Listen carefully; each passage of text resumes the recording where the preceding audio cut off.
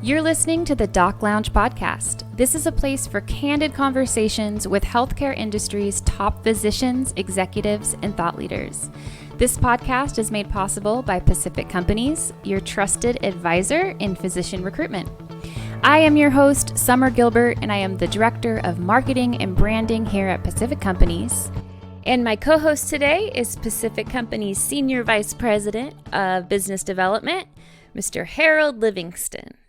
Today on the podcast, we're doing another Power of Partnership series, and our guest is a very special friend of Pacific Companies, Steve Jacobs. Steve is a senior physician recruiter for Einstein Health Network. So we have partnered with Steve for many years now, and if there is anyone qualified to talk about that important relationship between a healthcare facility and a physician recruitment firm, that would be Steve. So let's get started. Well, first, Steve, thank you so much for being here with us today. My pleasure. Thanks for having me. No problem. And just so the listeners get a little bit more comfortable with you, give us a little bit of a history about how you got to where you are right now in the healthcare industry. So the quick version is I was an educator before I was a recruiter. And in 2003, that took a turn for the worse in terms of the economy and just wasn't the right place for me to be at that time. I was kind of just in the job market floating around. I wasn't really sure what I was going to do. And I got a solicitation from Merritt Hawkins about becoming a physician recruiter, something I knew nothing about. I knew I liked medicine, but I didn't know, what a recruiter did or what was involved in that. Fast forward, I get through Merritt Hawkins. I spend 3 years there. And then I come to Pacific Companies in 2006. After my time, at Merritt and getting trained there, I found a home, with Chris and Gary and John, kind of bringing me along in a different way than Merritt Hawkins had done it. And during that process in 2008, one of my clients, Korea Delta, asked me if I would come and start an in-house recruitment department for them. Having been one of Pacific Company's clients for, I think, 2 or 3 years up until that point. So I went to John and I said, listen, they're kind of giving me an opportunity to step out of the commission world and into a salaried position, and I want to do it. And he said, go ahead. And so that's how I got on the bridge to the in-house side. I built that program in Korea, spent 4 years there. I wanted more out of my career. I knew I wanted to be a director, so I moved to Ohio to be able to direct. Unfortunately, didn't ask all the right questions of the group, which was about $22 million underwater when I joined them. And then, moved from there to WellSpan back in, 2012, 2013. Spent 5 years there, and now I'm in Philadelphia at Einstein. Wow. So, healthcare is in your blood. You've been doing it for a long time.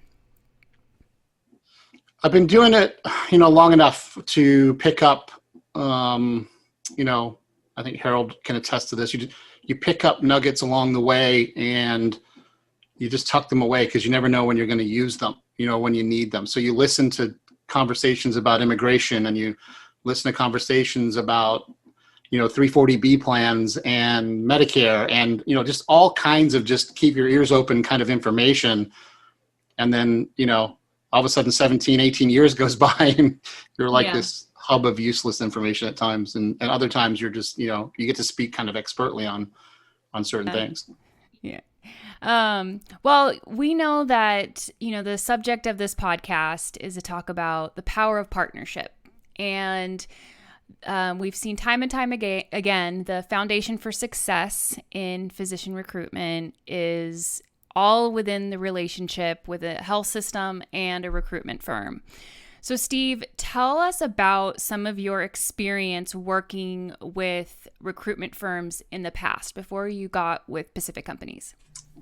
It's been kind of the fundamental principle of my career to find like-minded folks like myself that I can not only, business connect with, but also personally connect with, people who I, can tell usually within a couple of minutes that we're going to be good for one another, from a business standpoint, that we get each other. I mean, Harold knows my sense of humor. I know his sense of humor. Those things are evident to me, when I interview people and interview firms and look at agencies.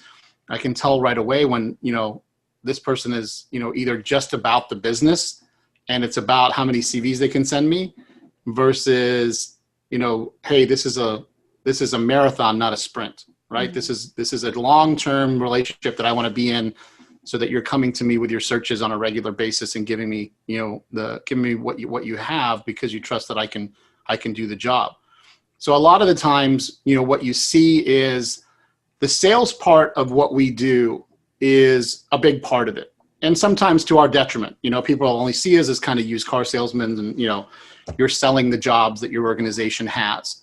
And in that vein, that's where it goes awry, right? So you've got the people who are just sales oriented. It's all they've ever known, all they ever do. And it's all about moving this widget into that, product line and getting it sold to the customer, hands down.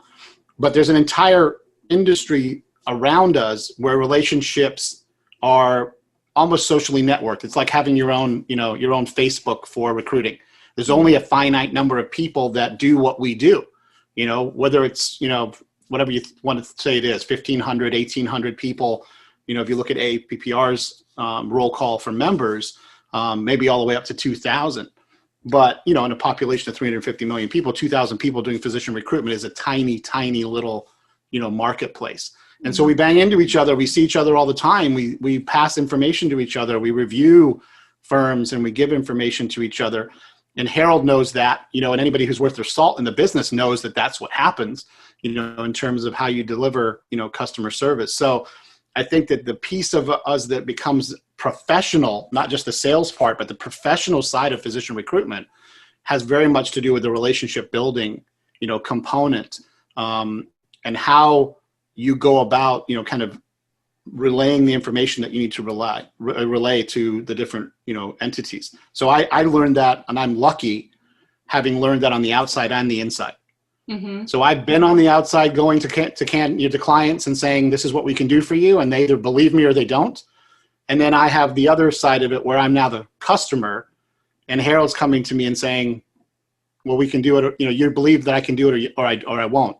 Mm-hmm. So I've had a lot of experience seeing, both sides of it. It makes me very unique in this business, because not a lot of people can say they've worked for an agency. And there's probably, I don't know, Harold, maybe 10, 15% of us, on the in-house side that have done outside, recruitment from a firm standpoint, maybe mm-hmm. less. Yeah, I mean, Steve's a little bit of a unicorn there in that he's done both, even though when you look at the number of AAPPR members and even people that aren't membership in the member that are doing it for community health centers or the VA and things like that, it is rather unique that he's one of the, I wouldn't even say it's 10%, might be less than that. Yeah.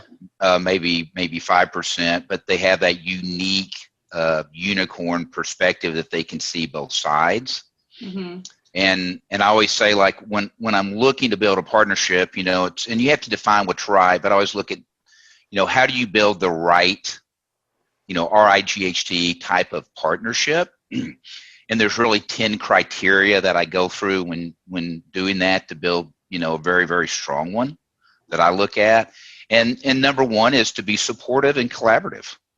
That's the number one, is to do it that, Steve is not a commodity to me. Steve is my friend. And for us to have a partnership, there has to be a mutual reward in that partnership. There has to be a morale building. Steve and I have built the kind of partnership that when Steve's having a bad day or vice versa, when I can call Steve and he goes and he'll answer the phone, call him on my cell so he knows it's me, and he'll go like, okay, what do you want? Jokingly. And I'll go like, oh, man, I am just having a day. It's one of those days, some days you eat the bear and some days the bear eats you, and I've been eating. And he laughs. He says, oh, yeah. And Steve can do the same. And I've been blessed that I have a lot of people that fall under that. But, part of that criteria is, you're protective. I mean, Steve can be he's very upfront with me. He's very straightforward with me, which is what I look for in a partner. That's a good partnership. And that it adds a catalyst that we can actually get things done, and we want each other to be successful. But we don't look at each other as a commodity. It doesn't matter if Steve does business with me or not. If he calls me up, I'm going to take his call, and we're going to discuss the marketplace. And hopefully I can give value to him as to what he's doing. It doesn't matter if he engages me on a search. And Steve knows that. I think one of the things out of the gate, Summer, is a sense of shared ownership, right? So I come to Harold, and I say, Harold, I have this need. If it's locums or perm or whatever, I need you to fill it. I'm not coming to ask him to see how many CVs he can send me. I don't really care. I need him to fill it, right? So I need him to then say, you know what? You give me the parameters. I have the parameters. Okay, I understand the job. I'm, now going to put it back to the team, and I'm now taking ownership of it, right? It's mine, and we're going to do our darndest to fill it. I know there's no guarantees in life. I'm not that naive to think that there are, but I know if Harold asks me more questions and gains more information, then he's taking ownership of it. The downfall that I see most of the time that happens with agencies who are more in that salesy mode is they get the basics and off they go, and they're like running in the dark, and so then candidates ask them questions, and then I get 6 emails back. Can you answer this question and answer this question? And I knew it was going to be a disaster from the start. And so those people don't even get the light of day from me, in terms of that, because they're not going to enter into a joint venture. And, really that's what it is a joint venture. You're going to put some skin in the game. I'm going to put some skin in the game. And together we're going to be successful. That's the goal. The goal is to be successful. And Steve and I joke about this, but it's kind of like for people out there that are married, it's like when you get married, when you both say I do, it doesn't end there. That's the beginning of that's the beginning of the hard work of the partnership that you have to move forward. And what I see from my side, the biggest mistake that people from my side of the recruitment, the firms do, they don't do their homework. They don't really take the time to understand what people like Steve go through. And I have to even train that with my recruitment team. Like, listen, if you send Steve an email Monday morning at 8 a.m. his time and he doesn't respond by 8:05, don't be picking up the phone and calling him.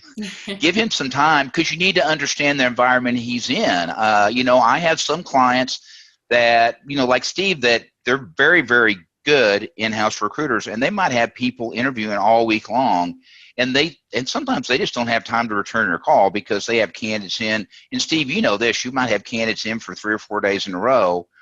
And by the time you get a chance to really look at your email and go through everything, you could have 1,000 emails. Oh, yeah. Very easily. And very easily. I think the hard part for the firms is, every candidate has an egg timer that gets flipped the minute you engage them, right? So it's like fine wine or cheese or whatever. They age, and they age quickly. And the hope is that they don't go moldy. Hopefully you're doing it in a timely fashion that allows the candidate to stay viable. Mm-hmm. But I have about 75 different parts to my job. And an in-house recruiter across the board is going to have more than 2 jobs. They're responsible, more than 2 hats that they wear. From a firm standpoint, you may have more clients than just me, and I understand that. But, you're usually looking for clients in a cluster, whether it be family medicine or hospitalist or whatever it may be. But your focus is generally kind of singular. You're mm-hmm. looking at candidates, and you're trying to disseminate, okay, that candidate goes to this client. This one's a better fit over here, that kind of stuff. I'm, on the other hand, spinning 57 plates, and somebody's adding 10 more, every hour in terms of what's happening. So as Harold said, I can't get back to you as fast as I would like to. But I don't know if Harold would agree, but I think I get back to people pretty quickly with a clearance. Yeah, that person's clear. Send over the present. Yeah, we looked at it. No, it's not somebody that, that we're looking at.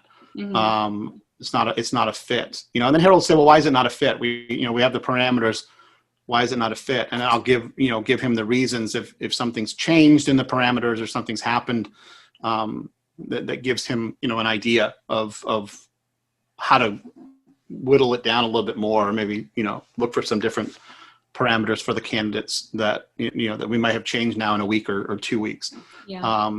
Einstein is still new to the locums game. We don't do a lot of locums compared to what I, came from WellSpan. And so they're still very much kind of, as Harold knows and has seen, we get a lot of fits and starts and lots of, hey, Harold, find me a breast imaging, radiologist. And then, oh, sorry, it got canceled, in like 5 days, because they don't know what they're doing. And I'm still educating the system as to how we do it. If you tell me to go to market, I have enough people at my beck and call to go to market within an hour. And I will have candidates within 5 hours, from that standpoint. So it's that's a particularly, worrisome part for me, because I have to ask them, are you ready to see candidates? Well, no, we're not ready to see candidates. We don't want to see, we just want to see what's out there. And I'm like, we can't do that. That's not how it works. You have to have a bona fide, assignment and ready to go. Cause I hate having those phone calls with Harold when I call him up and say, hey buddy, that one we were working on, we're not working on it anymore. So it's done. Well, Steve, listen, that's because we do perm and locums, and that's part of the locums business that you do that. And that's just part of our service. When we go in, that's one of the 10 things. We have to go in and give service, and we have to do it from a very selfless position, understanding that, we're providing this to the client so that they have an option, and they may never pick up on that option, and it changes. And whether that's Steve or any other recruiter or practice administrator or CEO, this is very, very common that things change. A big issue, I just had this happen down in the Carolinas, that we had set up coverage for psychiatry, inpatient psychiatry for a year, and the gentleman that was going to the head of psychiatry is going to retire, decided not to retire. So they just didn't need someone, and that's fine. That's just part of a partnership. And I always say, when you go through as a firm, that's part of the ground rules. We need to explain that to the client, and go to Steve. Steve, I understand the ground rules. I am not going to look at you in any way other than a positive manner through this, even if you have to change that, because I understand those are things beyond your control. Mutual respect, but I have to respect the fact that Steve is making the right decision for my client, and my client should always come first. I should want him to make the right decision, and then I should always go forward working with him and make what I think is the right decision for Steve or my client. As part of being a partner, that's their final decision. But if we build a good partnership, it's the right kind of partnership. After a while, I'm going to know what they want me to do to make the right decision. And the right decision is what's best for their patients, their facility, moving forward. And Steve, how do you decide what candidates that you take on internally and then ones that you try and find with a firm? I think most of the time that comes down to the specialty that we're looking for and what over 18 years I've determined to be the pool size. So if I'm looking for child neurology, it's a high demand specialty in the United States, but the pool of candidates that I know I have access to is probably tiny, in terms of the reach that I would have. And in most of those child neurology searches, as Harold can attest to, you're usually kind of talking somebody out of one job and into another, and maybe moving states, versus finding 6 or 10 of them in the city in which you live or are recruiting to. Yeah. So I think a lot of the time, and Harold and I always chuckle about this because I reach out to Harold when I have my most difficult searches. When I know it's a needle in a needle stack kind of search, I'm like, hey, I could use some help over here finding a one-legged ophthalmologist with blue eyes. And then he's like, all right, well, we'll give it a shot and see if we can find one. But I have this conversation I've had this conversation with other companies over the many years. I'm not going to give you family medicine and we can take H-1Bs, you know, and make it like a layup.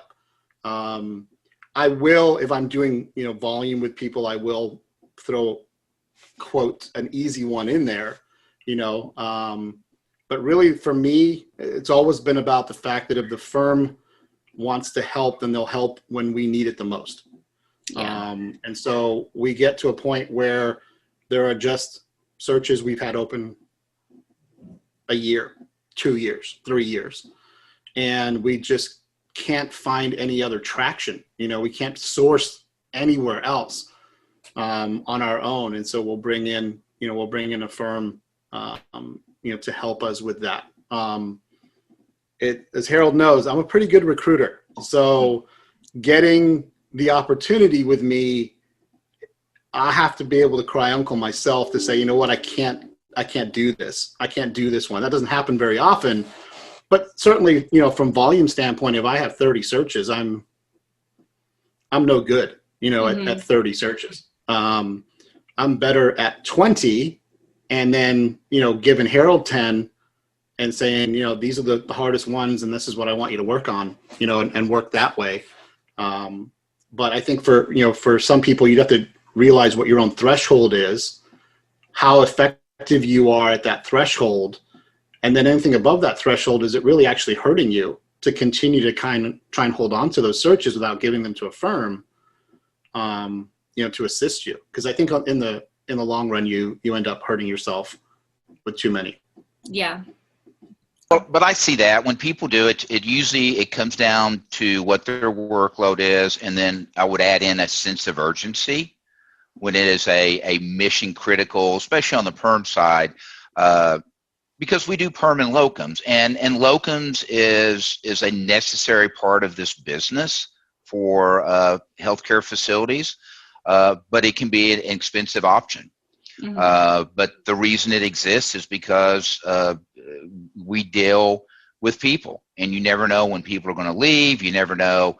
You know, you have certain parts of the country that are seeing a huge influx of people moving from major metropolitan areas to a little bit more suburbia and rural areas and things like that. And then all of a sudden they need the physicians. So they go like, wow, we went from having, you know, a sustainable, manageable recruitment to our whole orthopedic group just left, and we need 8 orthopedic surgeons. Well, orthopedic surgery is, if not the top, one of the top revenue generators. DRGs in a system, if you're missing 8 orthopedic surgeons, I mean, that could be $60 to $80 million in inpatient revenue for a facility. Yeah. So that's when they bring in, you know, people like us to come in and help. And you've seen that in COVID time. You know, you see that now with I need 5 pulmonologists tomorrow. Yeah. You know, and either perm or locums. It's you know, COVID's pushed us into that mentality. It's not normal to need, you know, 15 GIs to build up your group.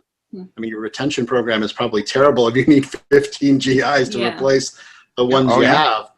But, you know, COVID's definitely pushed the limits in terms of what we need and when we need it.